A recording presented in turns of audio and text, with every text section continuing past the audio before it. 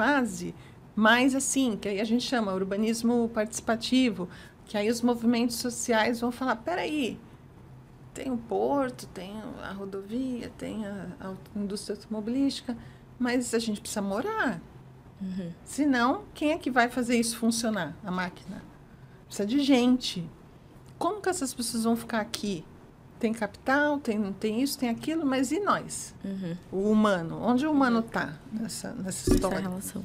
Aí entra uma fase de urbanismo participativo, vem a Constituição brasileira, a lei, no nosso caso de Santos, a chamada lei de ZEIS, que são as zonas especiais de interesse social, onde se fala, não, aqui nesse território é só moradia de interesse social.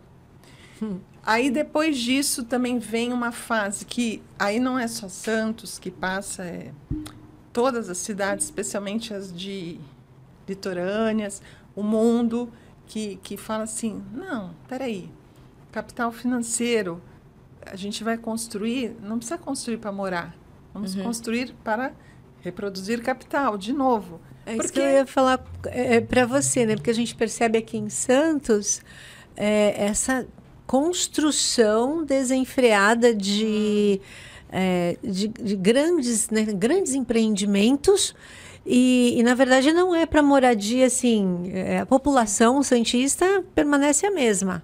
Desde que eu me conheço, é mais ou menos os 400 e poucos mil habitantes. O que você acha? Você ia começar a falar sobre isso.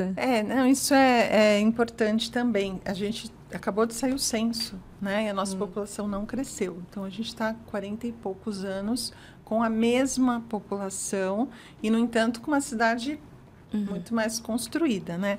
Até 2016, depois disso eu não sei afirmar. Mas a gente fez uma pesquisa que, se a gente pegasse só a ilha, porque Santos tem área continental que é muito maior, né? A ilha são 39 quilômetros quadrados. É muito pequena. Mas se a gente considerar só o território da ilha, para o tanto de construção, aí a gente fala densidade construtiva, não estou falando de população. Foi a cidade com o maior índice de densidade do Brasil. Hoje eu acho que talvez no sul, aquela cidade... Camboriú tenha passado, o próprio Rio, não sei dizer. Mas Santos está ali no ranking. E aí a gente precisa olhar com muito cuidado esse fenômeno. Como que uma cidade pode crescer tanto do ponto de vista construtivo e uma população que não cresce? É um fenômeno que não é uma razão. Seria estúpido eu afirmar que é por causa de uma razão. Mas uma das coisas que a gente já sabe, já tem dados, já consegue medir, é que a questão hoje do imóvel, do mercado imobiliário, ele não é um mercado feito para morar, necessariamente. O que quer dizer isso? Assim, quando a gente fala de capitalismo, sempre a gente tem que pensar que ele vai precisar do território, ele precisa do chão para as coisas acontecerem. Então, lá atrás, tinham os agricultores, os cafeicultores. Eles precisavam da terra para plantar, da ferrovia para transportar e do porto para exportar. Então, ou seja, precisavam do território. Quem cuida do território é o Estado. Então, precisa do Estado. Né? Quando eu digo Estado, é a máquina, a administração pública. Sim. Depois veio as rodovias, né? A indústria automobilística. O carro precisa da rua, da estrada. Então, precisa do território. Depois, estou resumindo, tá? Teve várias coisas aí entre uma coisa e outra. Hoje, o que a gente tem? A gente tem tecnologia para o quê? Construir, verticalizar, num território pequeno. Então, quem é que está hoje precisando do território? Do ponto de vista do capital, veja, do capital. É a indústria imobiliária, o mercado imobiliário. Então, ele precisa do território para construir moradias. Pode ser também um prédio de serviços, de comércio. E aí, eu uso o território para me beneficiar desta forma de reproduzir o meu capital. Por meio disso. Então, eu começo a construir muito sem necessariamente morar. Por quê? Porque é um capital que está lá na Bolsa de Valores, não está aqui. Está lá, ele é virtual, ele está rodando o mundo. Por isso que eu falei, não é um fenômeno de Santos, é mundial. E aí eu tenho um excedente de grana que eu preciso botar em algum lugar. Onde eu vou botar? Bota aqui. É cheio de apartamento vazio em Santos que tem dono, que o IPTU é pago. Por quê? Porque a pessoa não mora aqui, ela está investindo, ela está deixando o dinheiro dela alocado ali para business, para comercializar. Então, para enfrentar essa política, a política pública urbana, ela tem que ser muito valente e não podemos ser ingênuos. A gente é uma coisa muito maior, assim, muito voraz, e a gente precisa ir lidando com isso. Aí existem vários mecanismos que eu consigo fazer para eu desenfrear isso. Frear não vou conseguir, mas desacelerar. A gente consegue. Porque as pessoas existem. As pessoas não são purpurinas. Elas ocupam um território. Então, eu tenho, como eu tinha antes a questão sanitária, hoje eu tenho uma questão humanitária, né?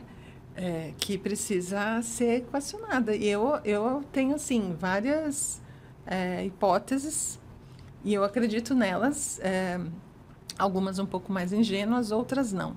Mas eu acredito que se a gente fizer uma conta de capital humano, eu vou chegar num número bem interessante para justificar essa desaceleração. Assim. É isso que você falou, não é um problema só de Santos, é mundial. Essa desigualdade,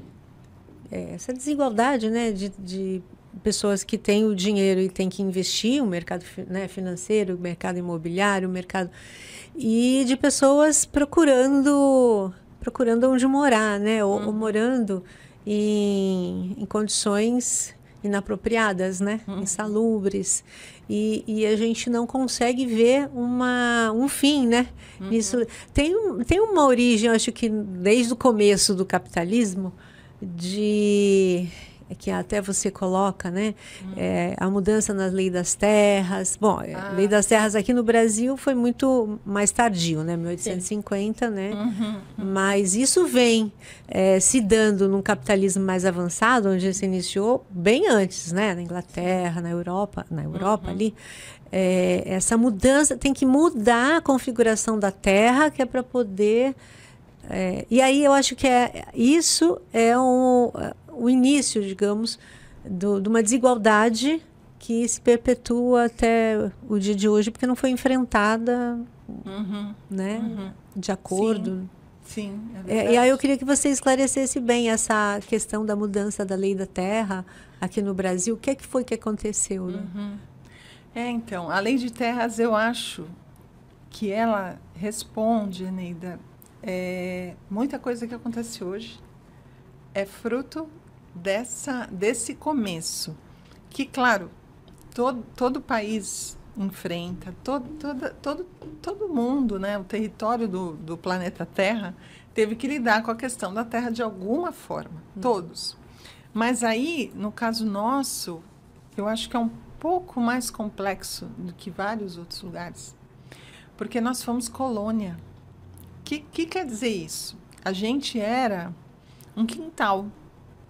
Então, a gente tinha um território gigante, porque o Brasil é muito grande, muito, muito, muito. E aí vem uma colônia e fala assim, bom, essa terra tem muita matéria-prima, vamos dividir ela e cada um... Aí, né, o rei dizia, assim, vou falar grosseiramente porque é tudo muito complexo, mas só para resumir. Ele dizia... O João vai ficar aqui, o Antônio aqui, o Mário ali. As capitanias hereditárias, né? Só que as capitanias não era assim, um apartamento. Era uma coisa muito grande. Sim. Muito. Faz muito. Quando você pensava que acabou, não, tinha mais. Depois tinha mais, depois tinha mais. E aí, o João, o Mário, o Antônio, eles falaram, bom, a gente não vai conseguir dar conta disso. E aí o rei falava, bom, vocês vão ganhar, não é comprar. Vão ganhar uma capitania, só que vocês têm que produzir, é uma troca. E isso, se a gente parar para pensar, é uma relação ainda medieval, do domínio, da posse. Sendo que a Europa já estava na Idade Moderna, e a gente com esse sistema meio que quase que feudal. Então, a gente ainda tinha restos de Idade Média. E aí, quando ele divide, os caras não tinham como dar conta. Era humanamente impossível você plantar para entregar uma matéria-prima para Portugal. E aí eles falam, bom, precisamos de gente. Sim. Precisamos que as pessoas plantem aqui, nesse chão. Que não era de ninguém, mas era deles, só que sim, só que não. E aí, nessa relação que durou séculos, né? Os que eles chamavam os poceiros, né? Os lavradores, tinham vários... por isso que eu falo assim, você está sendo leviana, dependendo do modo que eu falar, mas eu preciso resumir, e eu também não tenho, assim, um vasto conhecimento. Um dia terei. Mas, que eles falam? Vocês usam, plantam para mim, me entregam, ficam na terra.